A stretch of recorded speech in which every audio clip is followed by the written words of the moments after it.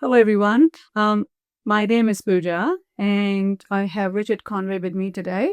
Hey. I don't think he needs an introduction, but I'll give an introduction.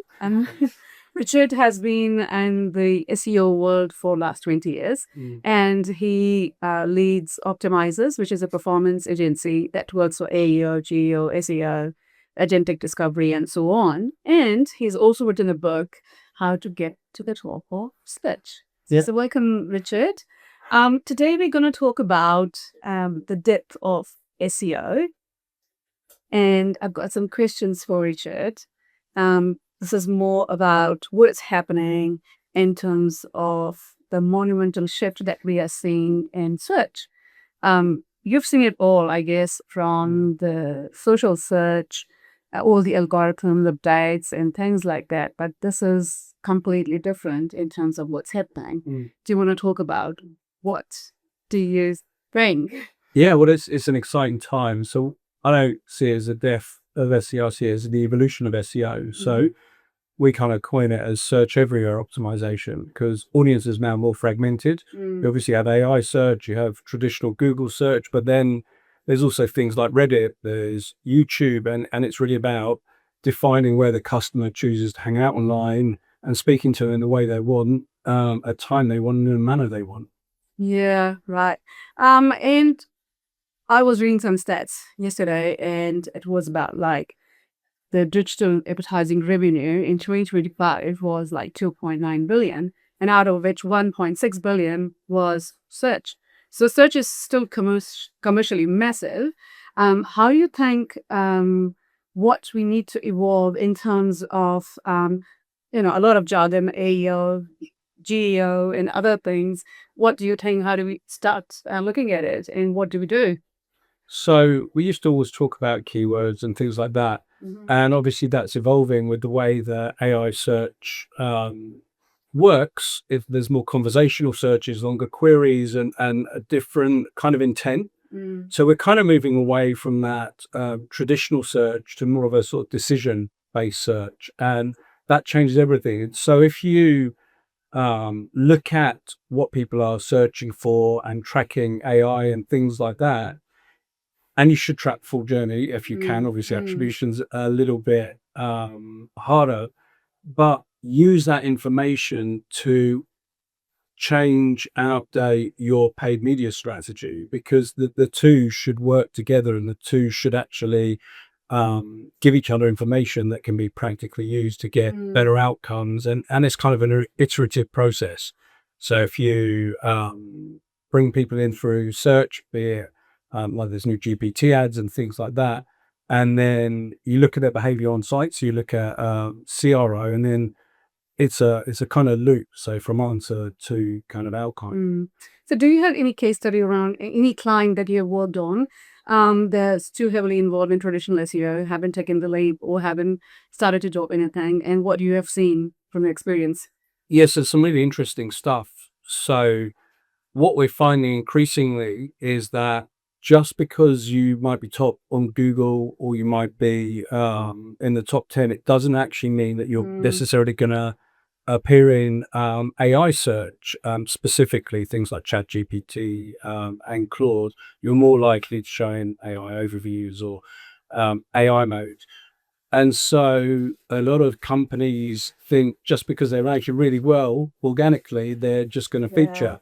And so it's thinking about, you've obviously got a decent foundation if you're ranking well in Google. So how do you make sure that you're included in AI search? And so we've been working with, I won't say who the client is, but specifically around that. And it's about building that trust layer to third-party citations and making sure that the content on the site is actually answering the questions that people are asking about their brand, that there's ways to kind of discover some of these questions. And the difference between, say, a normal search and AI search is when you do a search in Google, you get the same outcome pretty much every time. Whereas with AI search, it changes, it's probabilistic. And so these tracking tools are not perfect. So what we like to do is go thematically. So you get an overview rather than just tracking one particular prompt. You go thematically on those prompts, and then you get an overview of how you appear within those. And then you work on improving those overviews rather than with Google, it can be a keyword and it's definitive. So I've got a question. So all these different AI systems behave differently. Yeah. So what is your advice in terms of having a broader AI discovery strategy, or just having a strategy around different systems differently? Like, how do we approach this? Because like I see a lot of traffic coming from different AI platforms. Yeah. And then I'm like, okay, these platforms prefer trust signals from citations or other places, but does that work for the other AI systems as well? So what do you think? So I think there are some fundamentals across them. They do vary slightly. But what we're doing really is, again, just good marketing. So we're making sure the information on our website is relevant to what people want to know. Mm-hmm. We're making sure that our data is properly organized and clean so that AI agents in the future can actually put information from there. We're putting structured data on our website. Then off the site, it's really about defining where your target market wants to be. And so different platforms are different for different target markets. And New Zealand GPT still got the largest share of the AI search market. And so that has to be brought into the consideration.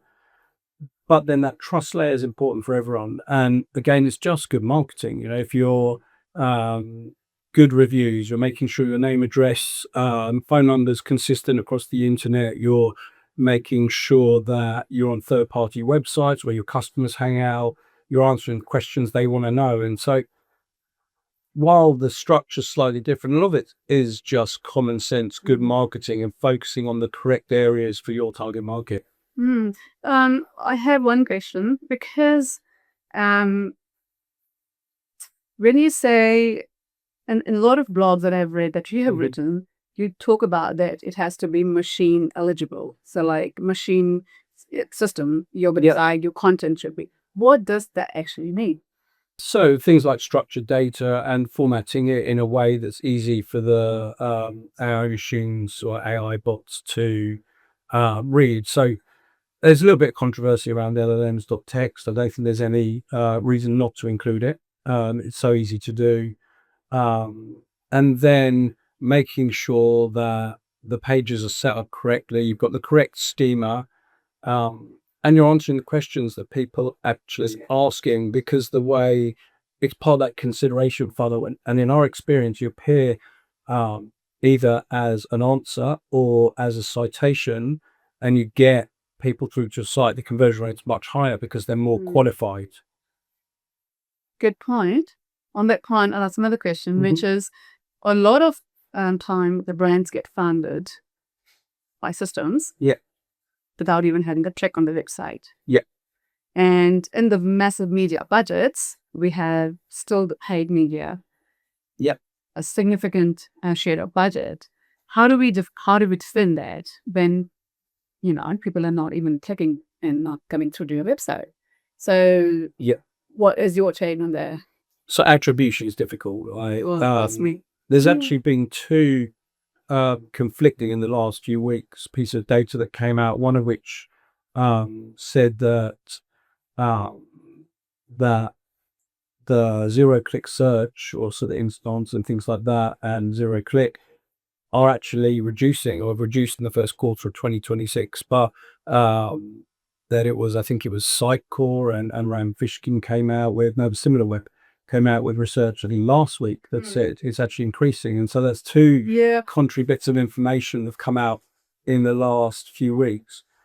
But you have to look at the whole journey, and you have to be where your customers choose to be. It is difficult to track, so you've got to do prompt tracking, but you also look at how many times the bots come to your website, and you look at conversions. And so it's really, if you're appearing more and the conversions are increasing, you've got to look at marketing more holistically. It's not good enough to do in silos. How do you prove to the commercial successful thing if there's less engagement on your website? They're not coming to your website. And then again, comes down to the attribution side of thing, which is going to begin a little messy thing now, because you have to connect the dots from so many places and systems.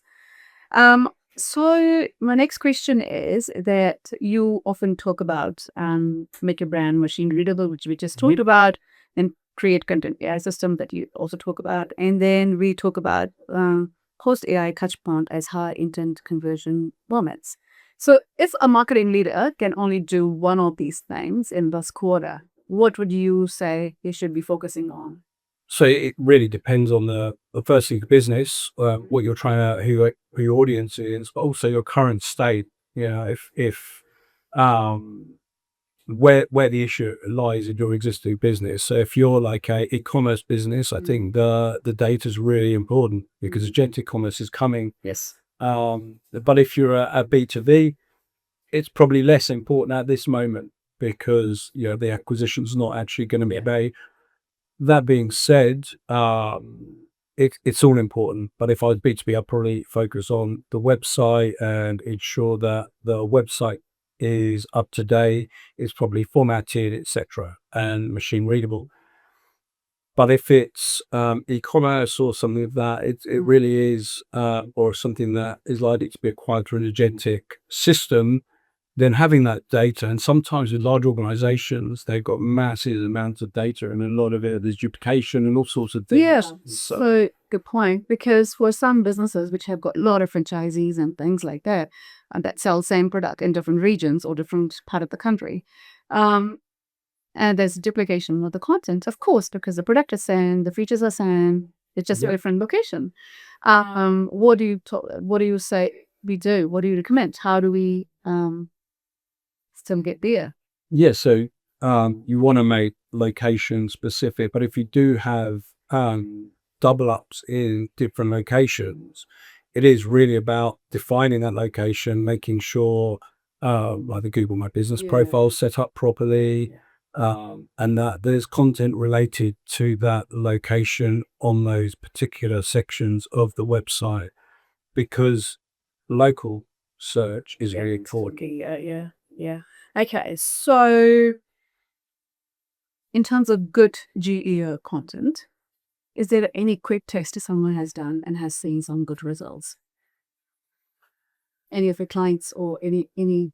Yeah, well, for our own brand, we launched the Optimisers a few months ago, not long ago, and now pretty much exclusively across all the LLMs. You ask who the enterprise GEO AEO agency are, we come up, and that's a very very deliberate thing. And the best way to do that is obviously you build the site with the information and the structure, so answering the kind of questions and providing value. But one thing that a lot of people don't realize is that statistics and unique data is really important for these large language models, and they just put the standard blog post or whatever. And then also same with case studies. It shouldn't just be a generic case study. Go detail, look at specifics around the data, because these machines like unique data and like specific information. And then to augment that, it's about that trust. So get published on sites that are relevant and high authority, but not just copying what everybody else says. Find the data, analyze the data. What is unique to your business that you understand other people might not, that they'll find useful? And that's where the gold is. So not just more sending out stuff. It's really thinking about where can I add value. Yeah. In terms of agentic readiness, how are we in New Zealand at the moment? And what do you say? And how ready are we actually? And as a business, how we can get ready for it? And the pace of the change and things that are happening, how important it is to get ready for that. Yeah, so we're not doing well in terms of the agentic readiness. We're actually building up an agentic readiness index. So we're analyzing different sectors and seeing where they land on agentic readiness with the information that we have. Obviously, we don't have necessary access to their data. But most Kiwi businesses haven't even thought about it. And the larger businesses we're working with, that a lot of them are so far behind the eight ball of the people I'm speaking to in the US. And it's often the sort of challenger brands that have actually thought about this a little bit more, because they're set up in that way. that being said, the legacy brands, the bigger brands that deal with this now and work on it early are the ones that are going to benefit. And I think next year and the following year will be where we're really going to see a change in respect of agentic delegated decisions. And so it's really important to focus on it now because it'll give you a competitive advantage. So where do we start? Like, do you recommend any? You're talking about an index that you're working on for businesses. Where do they start? What do they look at? So again, depends on the business, but if you're a larger business and you've got a lot of data and you do need that to be understood by machines, I would start cleaning the data, making sure you have like a single point of truth. And I think that's the foundation of everything. Because if you think about an agentic system, you've got to feed it information. And if you've got inconsistent pricing or returns policy or any of that stuff, it's going to be a barrier to that appearing. So getting everything right at the beginning removes those barriers, speed of the API, or everything like that. You've really got to think about how do I make it easy for an agentic agent to find my information and surface it. Yeah, and also the right information. Yeah. Yeah, okay. So we've called this conversation as a depth of keyword on the SEO, but you have been clear that traditional SEO is still the foundation. So what is actually there? Yeah, so a lot of search starts still with Google as a predominantly, it's the biggest search engine now. Still is that it's the largest. Oh, they're evolving obviously with IO recently, and so they're making multimodal and they're AI mode and things like that. So, but that traditional keyword thing is kind of outdated. Going for like individual keywords, think more around phrasing. And what's also changed is audiences are so much more fragmented than they've ever been, and so you have to think about that in context of your marketing. And traditional SEO, some of the stuff is really useful, and some of the stuff is just good marketing, but it's more of an evolution. People came out and they said like GEO is totally different, and there are differences, and there are differences in the way you think. But like I said, it's that search everywhere optimization. Be specific about where you want to target your brand. You can't do everything. And so it's an evolution of SEO, and people will always search, and there'll always be the need to get in front of the customers through digital. And so it will be evolving. SEM, media is evolving at the same time. Yeah. Okay, so let's talk about cost of rating. For marketers who can actually influence their strategy, company strategy, what is the cost of sitting on this for next 6 months? If I just get left behind, I talk about my own businesses, and we get really, really strong leads through GPT, etc. And they're more qualified, and they're often higher value because we often find they're more kind of tech companies or people that understand the need. And so firstly, you're missing out on that. And secondly, if your competitors are doing it, like when it does overtake traditional search, you're going to be behind. And I've always believed in lead rather than follow. And so as a business owner myself, we're doing it for our own properties as well as customers. And if I wasn't in this business, I'd be doing it. There's no doubt around. And also, like you talked about trust signals. So you are such a thought leader in this space. You're reactive on LinkedIn. You're reactive on different check funds and things, and all the signals that comes from various places, and that gives more trust. And probably that's why AI discovery is working favorably for you. Nice. Okay. Before we end this conversation, if someone has to start something doing this week, what it will be and how can they do it? Like this week, what can I do this week? So this week, look at your existing website. Use a tool to find out if you're using structured data. If you don't know, look at the way it provides value to customers and to these questions, but also your uniqueness. But I suppose if that's okay at the moment, I would start doing some independent research for a thought leadership piece or a informational piece in your industry, and try and get something published in a reputable site in your industry, something unique, because it has the benefit of that might be a citation, it might appear in the outcomes.